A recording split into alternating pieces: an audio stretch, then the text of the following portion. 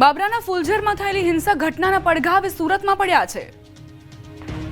અમરેલીના બાબરા તાલુકાના ફુલઝર ગામમાં 5 નવેમ્બરે મોડી રાત્રે લગ્નના ફુલેકામાં ઘોડીને ટ્રેક્ટર અડી જવા જેવી નજીવી બાબતે થયેલી બબાલમાં એકની હત્યા થઈ હતી, જ્યારે 10 જેટલા લોકોને ઈજાઓ પહોંચી હતી। આ મામલે બંને પક્ષે સામસામે 50થી વધુ લોકો સામે ફરિયાદ નોંધાઈ હતી। ફુલઝર ગામમાં પાટીદારો પર અસામાજિક તત્વો દ્વારા કરાયેલા હિંસક હુમલો અને ત્યારબાદ ખોટી રીતે કેસ કરાયાના આક્ષેપોને લઈને સુરતના પાટીદારો મેદાને પડ્યા છે। આ મામલે એક વિશાળ અને મહત્વપૂર્ણ બેઠક પણ યોજાઈ હતી। આ બેઠકમાં પાટીદારો સામે લાગેલી 307 ની કલમ નહીં દૂર કરવામાં આવે તો સુરતથી ફુલઝર જવાની પણ તૈયારીઓ કરી લીધી છે। આ બેઠકમાં અનેક અગ્રણી પાટીદાર યુવાનો અને આગેવાનો ઉપસ્થિત રહ્યા હતા। સમગ્ર સમાજમાં ફુલઝરની ઘટનાને લઈને ભારે રોષ અને ન્યાયની માંગ ઊભી થઈ છે। સમાજે પોલીસ અને તંત્રને વિનંતી કરી છે કે પુરાવાઓના આધારે નિષ્પક્ષ તપાસ કરીને ખોટી રીતે ફસાયેલા નિર્દોષ પાટીદારોના નામ ફરિયાદમાંથી દૂર કરવામાં આવે। સાથે ચેતવણી પણ આપી છે કે જો આ મામલે યોગ્ય કાર્યવાહી નહીં થાય તો આ અંગે આંદોલન વધુ ઉગ્ર બનશે।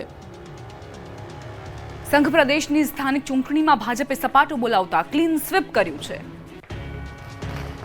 સંઘ પ્રદેશ દમણ દીવ અને દાદરાનગર હવેલીમાં યોજાયેલી સ્થાનિક સ્વરાજ્યની ચૂંટણીના આજે પરિણામ જાહેર થયા। બંને પ્રદેશની સ્થાનિક સ્વરાજ્યની સંસ્થાઓમાં ભાજપનો ભગવો લહેરાયો। તમામ સંસ્થાઓ પર પ્રચંડ બહુમતીથી ભાજપ ફરી વખત સત્તા પર આવ્યું છે। દમણ નગરપાલિકાની કુલ 15માંથી 14 બેઠકો પર ભાજપનો ભવ્ય વિજય થયો છે। દમણ નગરપાલિકાની કુલ 15 બેઠકોમાંથી અગાઉ જ 12 બેઠકો પર ભાજપના ઉમેદવારો બિનહરીફ ચૂંટાઈ આવ્યા હતા। આજના પરિણામો સાથે ભાજપની કુલ બેઠકોની સંખ્યા 14 પર પહોંચી છે, જ્યારે એક બેઠક અપક્ષના ફાળે ગઈ છે। આ સાથે દમણ નગરપાલિકામાં ભાજપનું શાસન સ્થાપિત થયું છે, જ્યારે દાદરાનગર હવેલી જિલ્લા પંચાયતની કુલ 15માંથી 15 બેઠકો ભાજપ એક તરફે કબજે કરી છે, તો દમણ અને દાદરાનગર હવેલી જિલ્લા પંચાયતમાં પણ ભાજપ પ્રચંડ બહુમતીથી ફરીથી સત્તા પર આવ્યું છે।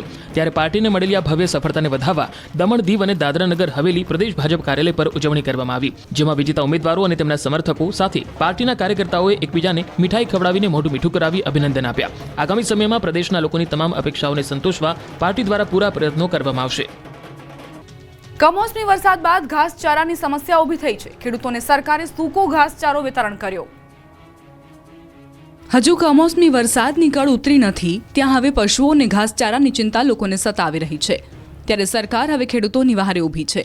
ગીર સોમનાથ જિલ્લામાં ખેડૂતોને ઘાસચારાનું વિતરણ કરાયું। થોડા દિવસો પહેલા થયેલા કમોસમી વરસાદના કારણે ખેતરોમાં પાક તો બગડ્યો, પણ સાથે સાથે પશુઓનો ચારો પણ ખરાબ થઈ ગયો। હાલ પશુધન માટે ઘાસચારો મેળવવો મુશ્કેલ બન્યો છે। ત્યારે ખેડૂતોની પરેશાની વધતા સ્થાનિક નેતાઓ અને કૃષિ સંગઠનો દ્વારા સરકારને સહાયની રજૂઆત કરતા કોડીનાર તાલુકાના ગ્રામ્ય વિસ્તારોમાં સરકાર તરફથી ભાજપના અગ્રણી શિવા સોલંકી અને સ્થાનિક કાર્યકરોની ઉપસ્થિતિમાં ઘાસચારો વિતરણની શરૂઆત કરાઈ છે।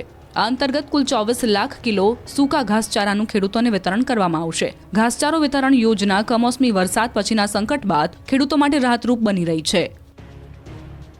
ધોરણ 10 અને 12 બોર્ડની